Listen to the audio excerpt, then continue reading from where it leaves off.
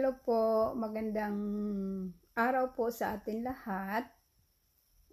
Muli po akong magpapaalala na naman sa inyo kasi meron na naman pong nag-PM sa akin about po sa kanilang G-Gives na na-scam na naman po daw sila.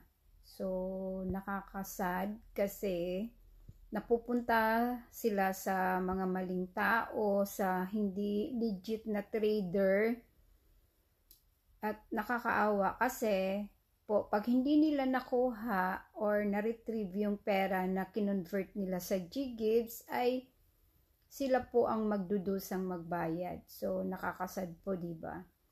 So ngayon palagi ko pong pinapaalala sa inyo na mapanuri po muna kayo. Kasi sa gusto nyong makonvert agad ang inyong G-Gives as real time, gusto nyo agad po na makonvert sa madaling oras, nagagrab po kayo doon sa mga sinasabi nila.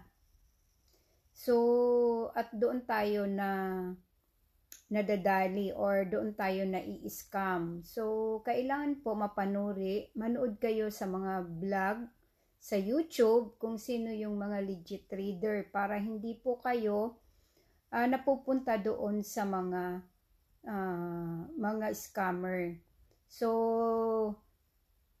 lagi po akong nagpapaalala sa inyo. Kung makakapag-antay lang po kayo, dito po kayo, pumunta po kayo sa akin. Kasi sigurado po na secure po yung pera nyo at makukuha nyo po yung inyong mga pinakonvert. Kaso lang, kailangan lang po natin na mag-antay ng ating process. Kasi may proseso po tayo dyan para po makonvert ang inyong mga G-Gives na maging cash.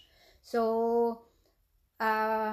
araw-araw po akong nag-a-accept ng conversion ngayon kasi wala na pong mga holiday. So, back to normal na po ang ating transaction.